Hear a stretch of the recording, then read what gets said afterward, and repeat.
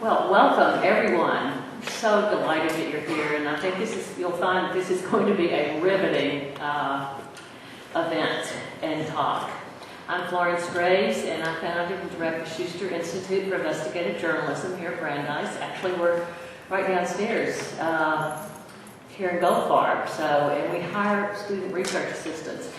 Will the student research assistants who are here, who work for the Schuster Institute, please stand? Woo! All right. You too could be one if you're as good as these great students are. We really couldn't do our work without them. They help us get out, great investigative reporting. I'm so proud to be able to introduce you all to tonight's speaker, Scott Carney, who also happens to be a Senior Fellow at the Schuster Institute.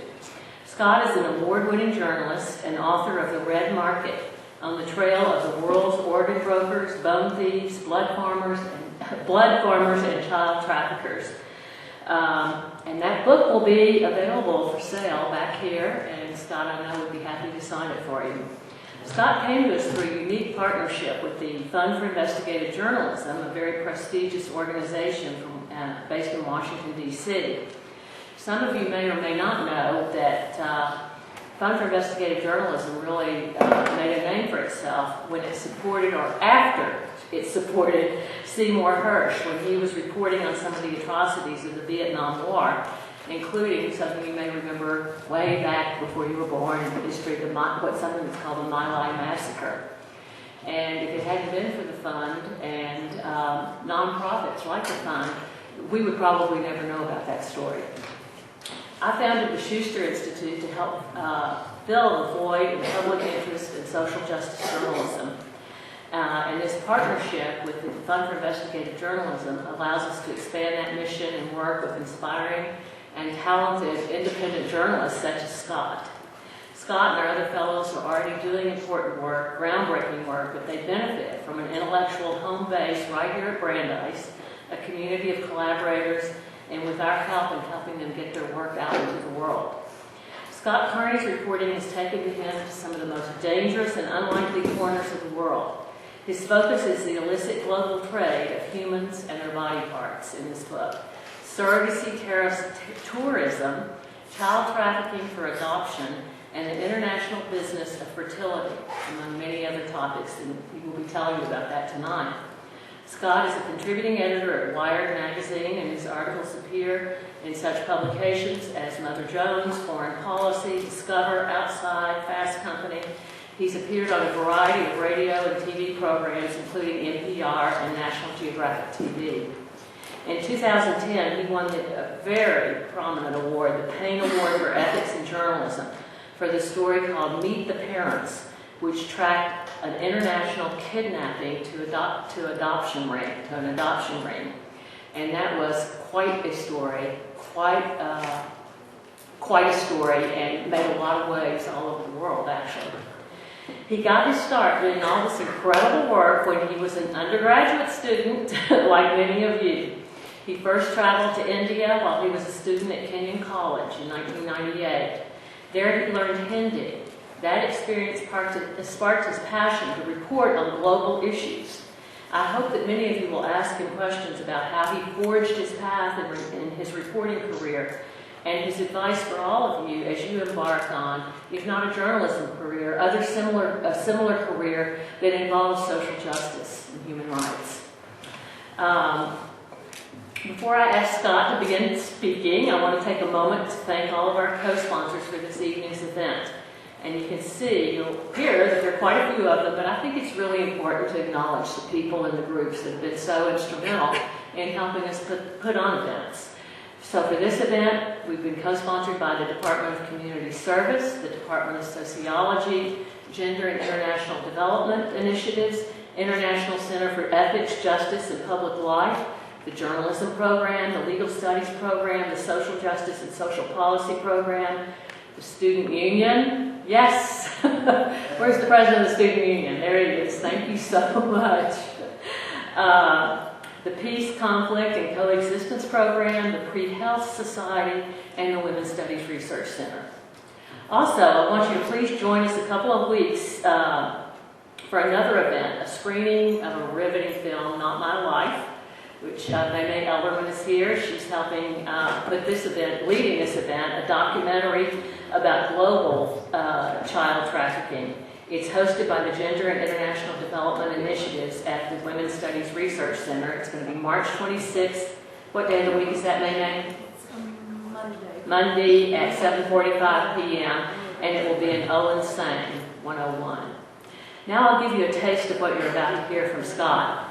Here's what the New York Times said about his book, Red Markets. Mr. Carney writes with considerable narrative verve, slamming home the misery of what he has witnessed with passion and visceral detail. In addressing such ethical questions throughout this grisly but fascinating volume, Mr. Carney forces the reader to think about the moral issues raised by advances in medicine.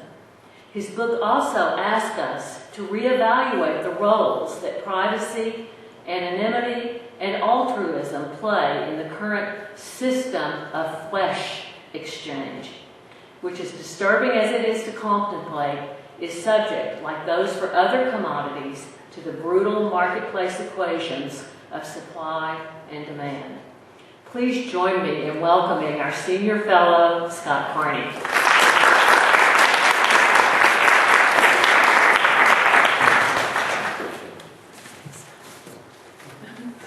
Thank you very much, Florence, for that very kind introduction. And thank you so much to Brandeis. I grew up in Providence, Rhode Island, just south of you guys, and have been always aware of the great work that's going on up here. And thank you so much to the Schuster Institute, whose support has been invaluable to investigative journalism like mine. It's great to be among such a community of talented and wonderful journalists. And I've had great conversations and so much inspiration from this community. So thank you. This lecture is going to go, my book covers about 10 distinct markets for human bodies and body parts. And I'm going to try to give you the whirlwind tour of those markets. And sadly, I'm not going to be able to get through all of them, but I'm going to show you what I can. And I'm going to begin by giving you two quotes that I think frame the issues that I'm interested in really well. The first is by Richard Titmuss, who is a sociologist in the United Kingdom, who in 1974 really founded the principles that we use now for trading blood between humans. At the time, blood was a commodity that was literally bought and sold. You would go in and you would give your blood and they would pay you for the blood. And he thought that this was a problem. And what he said was that if blood, as a living human tissue, is increasingly bought and sold as an article of commerce, and profit accrues from such transactions, then it follows that the laws of commerce must in the end prevail. Now, when Titmuss said these things, and his quotes were, his book was, which was called The Gift Relationship, was mentioned in front of the United States Congress. It transformed the entire business of human flesh. And we made an ethic that says you cannot sell a body part or a body. We have to do this only as gifts. And now altruism is the standard by which, at least in the United States, we allow the gift of life to move from one person to another. It's not the price of life, except that sometimes it is. And the second quote is from Maria Selvam, who is an activist, or is an activist, in Chennai, India, where I lived. And he had lived through one of the worst organ scandals of the last 5 or 10 years. He said, "In other parts of India, people say that they're going to Malaysia or the United States with a glimmer of hope in their eyes. In Tsunami Nagar, people speak that way about selling their kidneys." And for Maria Selvam, who was living in this village called Tsunami Nagar, it was also called Kidney Vakam by the local press. What he saw was everyone in his village, all of the women anyway, sold their kidneys. And these kidneys went to foreign transplantors and to Indians who needed an organ transplant. I'm going to read you the first page of my book, just to get you a taste of how I frame these issues. I weigh just a little under 200 pounds. I have brown hair and blue eyes and a full set of teeth. As far as I know, my thyroid gland pumps the right hormones into the 12 pints of blood that circulate through my arteries and veins. At 6'2", I have long femurs and tibias with solid connective tissue. Both of my kidneys function properly, and my heart runs at a steady clip of about 87 beats per minute. All in, I figure that I'm worth about $250,000. My blood separates neatly into plasma, into red blood cells and platelets, and clotting factor, and that could save the life of a hemophiliac, or someone who's on an operating table after a car accident. The ligaments that keep me together can be scraped from my bones and implanted into the wounded knee of an Olympian athlete. The hair on my head could be made into a wig, or reduced to amino acids, and sold in baked goods as a dough conditioner. By which I mean donuts, friends. My skeleton would make a striking addition to any biology classroom, and my major organs, my heart, my liver, my kidneys, could go to prolong the lives of people whose organs have failed. And my corneas could be sliced off to restore sight to the blind. Even after death, a determined pathologist could harvest my sperm and use that to help a woman conceive, and the child from that union would have a value all of its own. Since I'm an American, my flesh sells at a premium, but if I were sold in China, I would be worth much, much less. The doctors and the brokers that move these pieces of my body through the supply chains really stand to make a considerable sum on my body parts, much, much more than I can as a seller. It turns out that the laws of supply and demand are as fixed in organ markets as they are for shoes and electronics. In the same way that a mechanic can swap out the worn car parts for new ones and oil creaky joints to get an engine running again, a surgeon can prolong someone's life by trading in broken pieces for new ones. Every year, the technology barriers get lower and the process gets cheaper. But unlike machines, humans have no readily available source for raw materials. There's no scrap heap for quality used parts. Recent attempts to create artificial hearts and kidneys and blood, they pale in comparison to the real thing. The human body is just too complex. At the moment, the body can't be replicated in a factory or a lab, which means that the only way we have right now to meet the demand for body parts is to find new sources of raw materials in the populations of living and recently deceased people. So the reason I'm here is to talk about that global trade in human bodies and body parts, especially what happens when these markets cross international boundaries.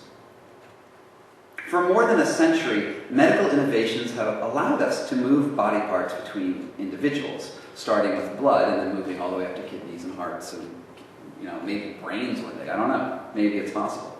And in the age of cheap international travel, and this is very important, entire businesses, both legal and illegal, have cropped up to meet the demand for the body in every part of the world. There are literally billions of dollars to be made, and at least a dozen entirely independent markets.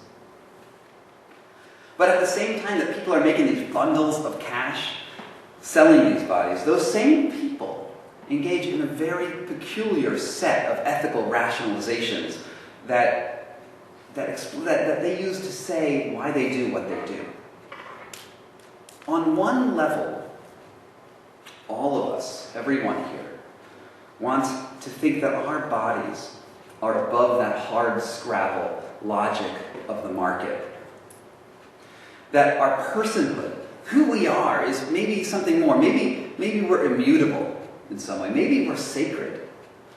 After all, besides our bodies, what else do we have in the world? I mean, that's what we're born with. That's what we come into the world with. That's our only possession. And yet we're also at this crossroads now, where while we know that our body is special, well, I know that my body is special and very important, I also want access to your body, right? If I get into a car accident on the way here, if I had gotten in a car accident, or I leave here and I get a car accident, and my guts rip open, and it's really bad, right? And I go to the hospital and I want access to blood. I want access to medical technology to save my life. If my kidneys fail, I want a new kidney, right? If should my wife and I want to have a child and she can't, maybe we want donor eggs, maybe we want IVF, maybe we want to hire a surrogate person to carry that child into the world. At the very least, we want to be able to adopt children from a foreign country to make that family whole again. So this is the fundamental dilemma that I'm dealing with in this book. Is we both want a market for human bodies. We want to live a long, happy life. And yet we also want to remain this sacred self. We want to remain individuals that aren't necessarily scrap heaps. Right? I'm a person, I'm not a scrap heap. So I've spent 6 years investigating this topic and looking at the dark side of the human supply chain. And by and large, I'm not interested in what happens when we receive body parts, right? And consume those body parts through either surgeries or hairstyles or shoring up our families with extra children. I'm interested in how body parts get there in the first place. You know, we've all heard stories. The New York Times ran an article just a couple of weeks ago talking about this miraculous chain of kidney transplants where 50 some odd people all got kidneys. And I think that's a great story. I mean, that's a fantastic story. And I'm glad these people are happy and they have new kidneys and are able to live longer lives. But it's very rare to hear the story of where that kidney comes from. In fact, the entire medical establishment depends on privacy of donors for kidneys. And that even if I got in a motorcycle accident tomorrow and I went brain dead and someone was going to get my kidneys, the person who received that kidney could never know where that kidney came from. They would just have to be grateful to the hospital. In a way, that's great. It's great to be grateful to a hospital. It's great that maybe my family is protected from extortion in some ways or these other problems. But at the same time, this privacy has a negative side effect that should there be, for instance, maybe a kidney thief, he can just say, okay, no, it's patient privacy. We don't want to disclose where the organ came from. And this is a problem that I run into repeatedly. And in my journey, it's taken me to India, where I lived for about 6 years. And my book looks at India quite a bit. But this is not confined to India. This is a global issue. And also in my travels, I went to Cyprus, I went to Spain, to Bangladesh, across the United States, to Bhutan. It's taken me inside the respected glass and steel institutions of the first world, like where we are right now, one of the most highly prestigious academic institutions in the world. It's also taken me to the back dens of criminal hideouts in the third world. And these two things are uniquely connected. I've met with police, I've met with lawyers, I've met with victims, and ordinary business folk just trying to make their livings. And in all of the markets that I have explored, one thing has stood out. And that's that everyone, no matter where they are in this body part supply chain, they think that they're doing a good thing. Everyone says, I'm helping people out at the end of the supply chain. I'm an organ broker. I steal and even sometimes murder people for their kidneys. Let's say, I'm not actually, but let's say I was, right? I wouldn't be telling a story to myself that I'm a murderer. I would be telling myself that I'm a savior of those people at the other end. And this sort of feeling of goodness is actually sort of dangerous. Because if we always think that we're good people, we can deceive ourselves and not look at where things begin. people don't think twice about where organs come from or skeletons come from. They just want to know that their own lives are being saved. So if you allow me, I'm going to show you the beginnings of these supply chains. And if there's one rule that's true across all red markets, it's that human flesh always moves up the social hierarchy, never down. It's exceedingly rare. I don't think I've ever heard of this happening, but it's at least exceedingly rare to hear of an American giving a kidney to an Indian slum dweller. Or a child adopted from America going to a Guatemalan family. By and large, blood still comes from the middle class and lower classes in the United States, with major blood banks springing up along the border with Mexico. And most drugs, actually I think all drugs, are first tested on human guinea pigs. And these people are either college students like yourselves, or itinerants who go in for the class. And maybe there's not too much of a distinction financially, but socially perhaps. And I want to raise a question, just off the top of my head that I'm bringing in for you now. Where does the body begin and the self start, right? If I were going to cut off my finger, right, and I snipped it off and gave it to Florence, would I still be Scott? Probably, right? What if I cut off my hand, or my arm, or my legs? I could still be alive. At some point, you can cut away a human until that self no longer exists. And I think that the human body and the self are so intermixed that it's fun, that we can't just think of the body as something that we can give up, right? At some point, you can cut away so much that we're no longer there, but maybe you shouldn't even make that first cut. Maybe we shouldn't be engaging in that conversation in the first place. This is up for debate, though. I'm happy to talk with people about that. But I also want to warn you, and this is really, really important, that this is not a wholesale critique of our current system. The last 100 years of medical innovation have been miraculous. Our life expectancies since 1901 have risen 47 years. You know, in 1901, you would live to about 37. That would be about the, if you're born 1901, you lived to 37. You would live through a world war. And if you were really lucky, you'd live through 2 world wars. And now, because of medical innovation, because we can rely consistently on hospitals and drugs and great supply chains, that we live in this golden age of human health. And, We could live through 3 world wars. We could live through 3 world wars now. Congratulations. No one should leave this lecture, is what I'm saying, that we should burn down a blood bank. I don't want you to go and protest out front of a kidney transplant center or say that all adoptions should be outlawed. That's not the goal of this lecture.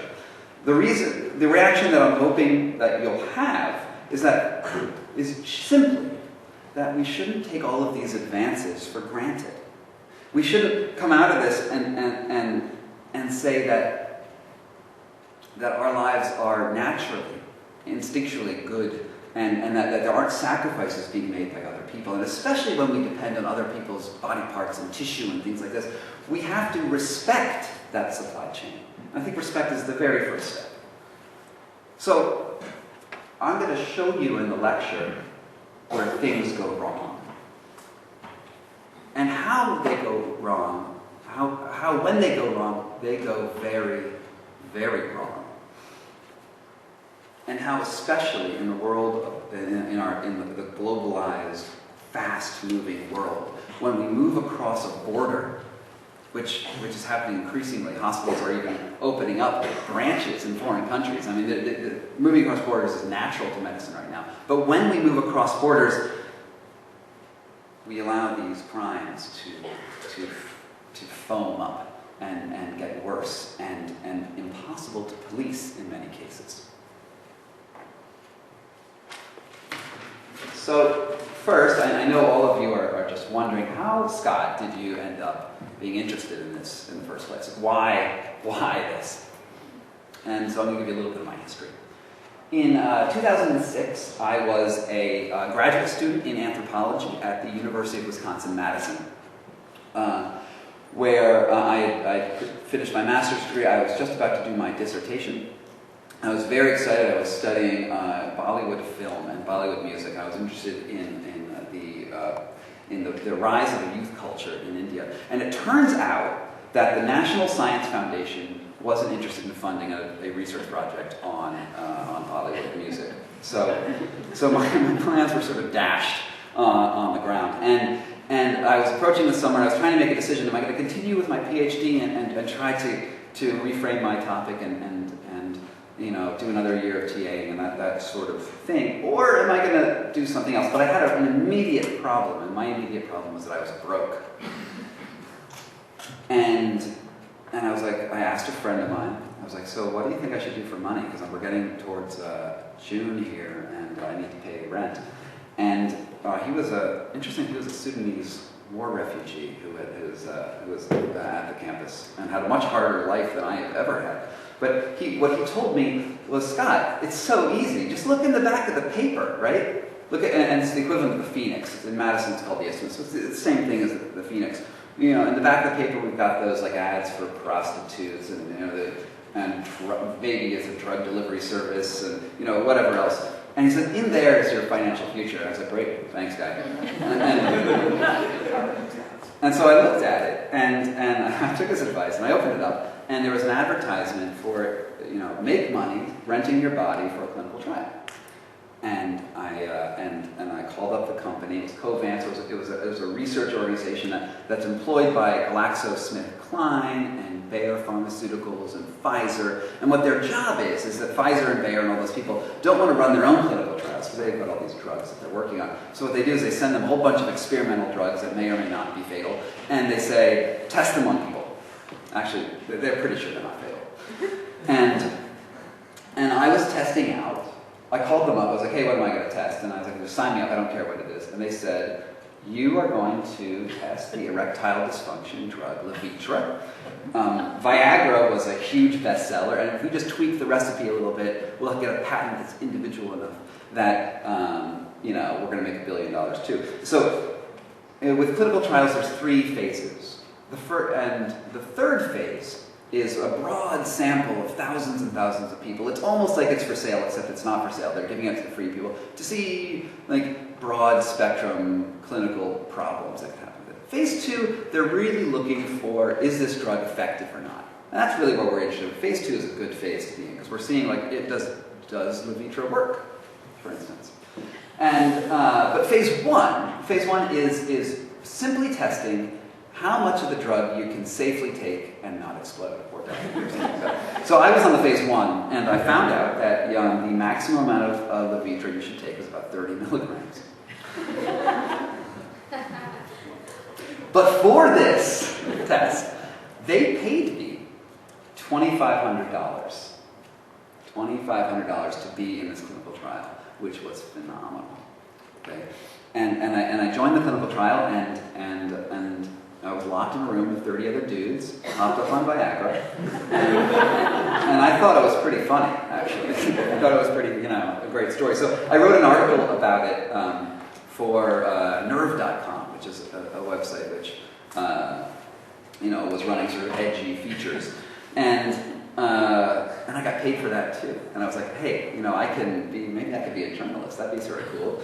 I could do things like this. And one of the most fascinating things that I came across in these clinical trials was the other people on it. And there was me, a graduate student, upstanding young fellow like myself. There were a couple of college students, upstanding fellows like yourselves. And then there were a lot of prisoners who just got out of prison. And if you're, I don't know if anyone here has been in prison, but when you get out of prison, I haven't actually, when you get out of prison, it's really tough to get a job. And so a lot of prisoners will sign up for clinical trials for money. And the other group of people, which really were the ones that I honed in on, like my journalist teaser sharp instincts, were the people who did this professionally. There was a group of professional guinea pigs who would start the year in Miami and do a clinical trial in Miami, And they drive up to Philly and do a clinical trial in Philly, in D.C., Madison, where I was, and then all the way out, they end up in Fairbanks, Alaska, okay? This is their job. These are professional pros at the thing, and they had all these like gimmicks, like, you know, you have to treat your veins right because that's the conduit to money and all that stuff. And they would make about they would make $60,000 a year on these clinical trials. So it was a pretty decent, you know, income-wise, it was pretty decent. But the question is, and it's a question that's still in my mind, is being on a clinical trial a job?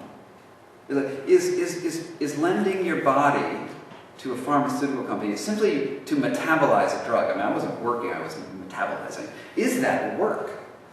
And why were they paying me money anyway? When I got in there, they had me sign a paper that said,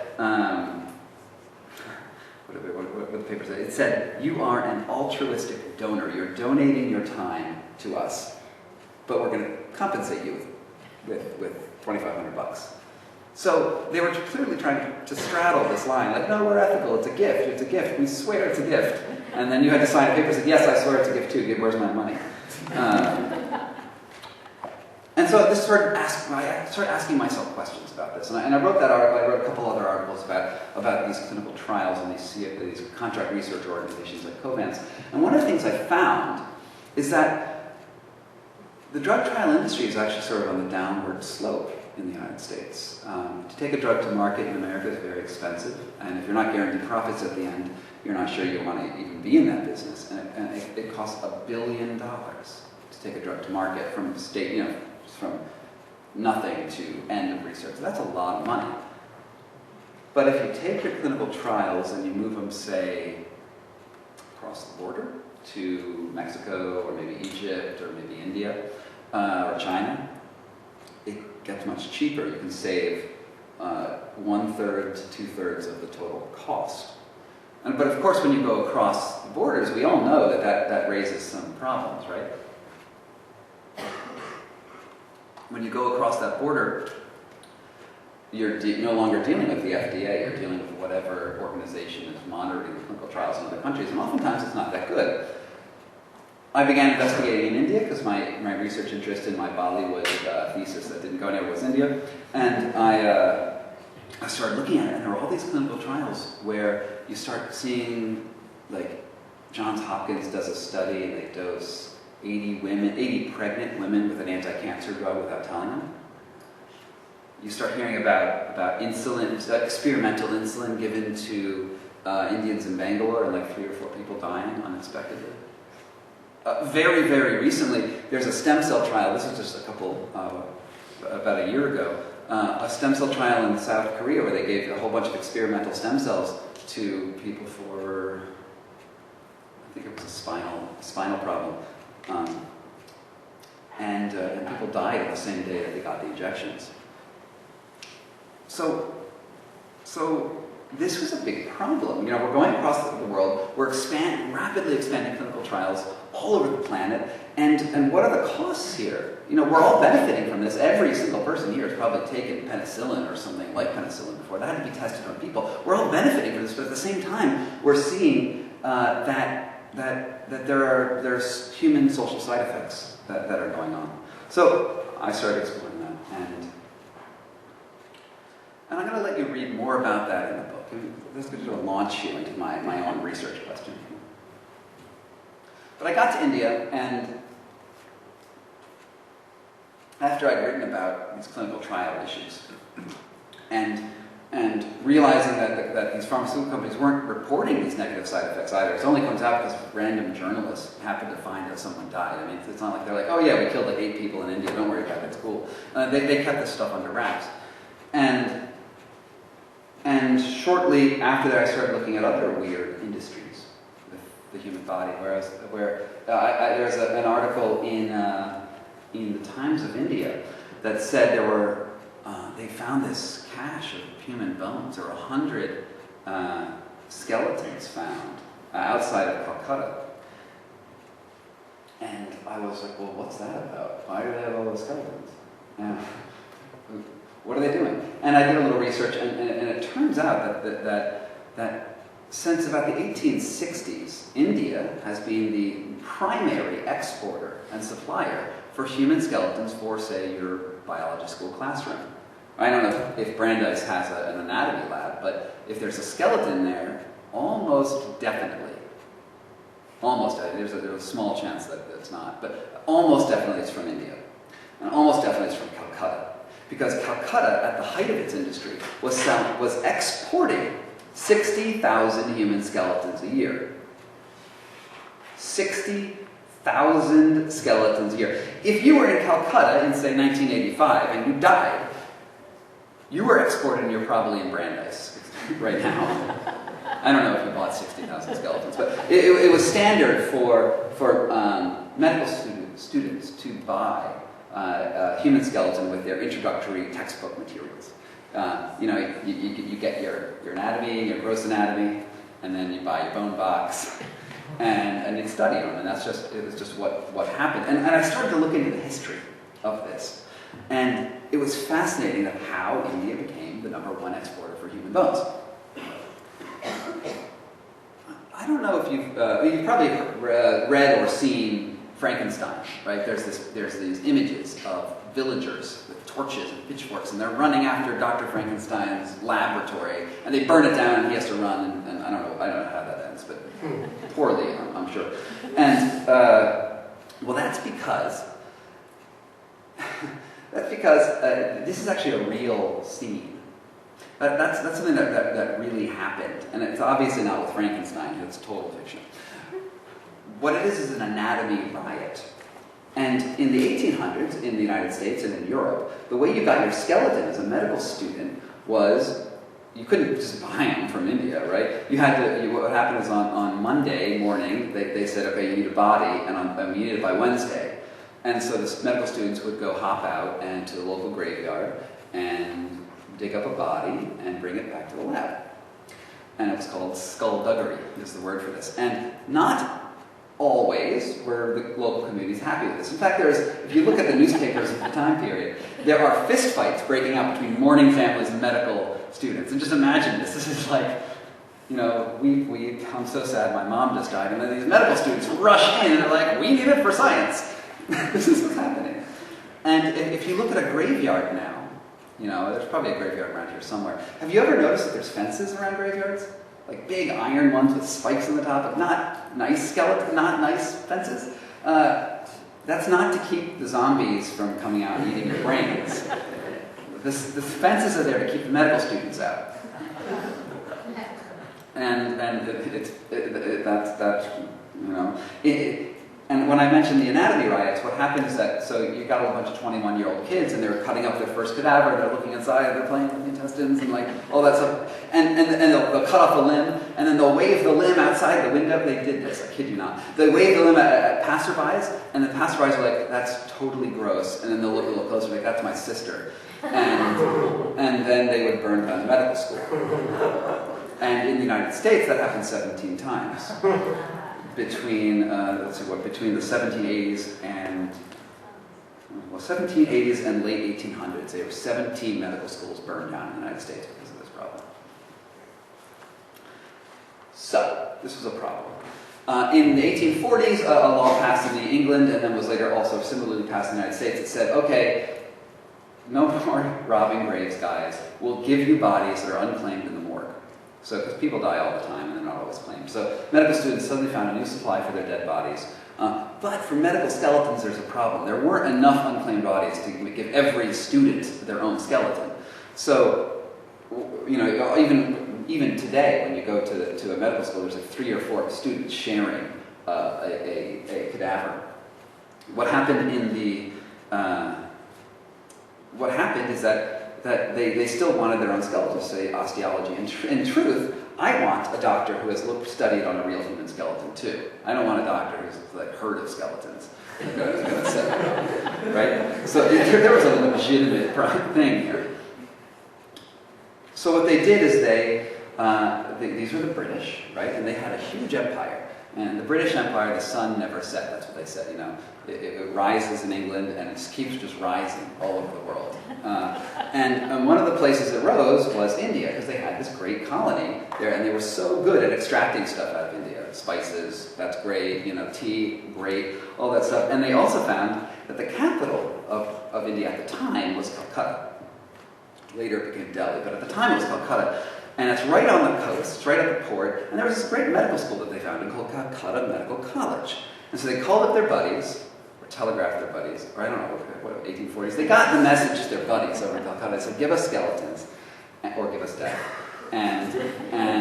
And so the guys at Calcutta said, sure, we'll got them, no worries. And they just started robbing graves in Calcutta. And they developed a very, very sophisticated and high-quality industry. And in fact, the Indian skeleton process is probably the best skeleton processing in the world. What they'll do is they'll take a dead body and they'll put it into a bath of acid.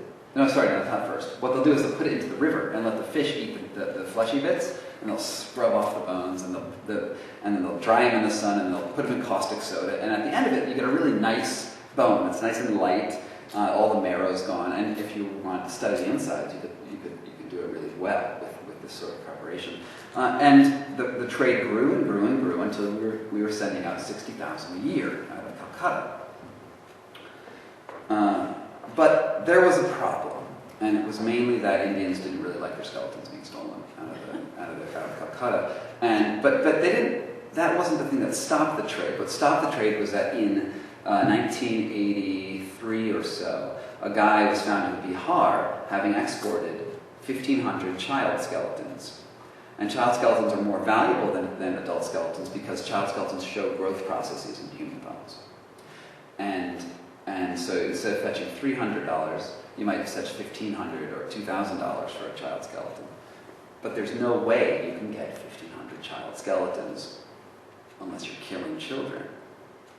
And so there were riots all over India when the story broke. And eventually in 1985, it collapsed. The industry was shut down by Indira Gandhi's government. And the trade more or less vamoosed. Or was supposed to. But it happens that while the 12 or so... Can you not read can someone fix the projector? Never mind. I'll read you the caption. A cache of more than 100 medical skeletons in Probustili, West Bengal in 2007. These skulls here would have fetched $200,000 on the international market. What happened is that this is economics, right? The supply of skeletons dwindle. Doctors still want skeletons, and the price goes up. Now a skeleton costs about $4,500 or $5,000 for an Indian skeleton. So this was a big lucrative place. And you know, for Wired magazine, I searched around West Bengal, and I met the guys who robbed the graves. This is Manoj Paul. His family's worked at the bone factory since the times of the British. He could remember, his father could remember British airplanes flying in with sunburned guys with pith helmets on, loading up the plane full of skeletons and flying out. The way this story came to light was that Manoj and a couple of his friends were sitting in in the local bar, drunk, and they were complaining about how little they were getting paid for grave robbery these days. You know, the prices are just not what they used to be. And he was upset that his boss at Young Brothers wasn't paying. Had stiffed him on a couple things. So we found Young Brothers, and Young Brothers had this extensive network of grave robbers who would go around the West Bengal, you know, robbing graves wherever they could. And then they would sell them, and they would boil some skeletons on the roof, and neighbors complained, it was a big mess. The police came in, they arrested him, and he was in jail for a day, and then he started up business again. He started exporting skeletons to Asta International in Vancouver, and they were selling to Stanford and all sorts of places all over the world. This industry is actually still going on. And a little addendum to the story which I broke. This guy was maybe selling 100 or so skeletons a year on the international market. I broke this story, and I was like, hey, let's shut this guy down. India did not shut him down, and I think instead all I did was advertise his services to the medical industry. Currently, there's a warehouse in Malaysia that I've been told that just 2 weeks ago that has 300 medical skeletons from young brothers in it, and they are currently actively marketing it to medical schools all over the country, wholesale. So that's unfortunate, sorry world. And I also found a guy in South India who sells human teeth wholesale, and that was the other day. I'm eventually going to have to go back in there and talk to them again.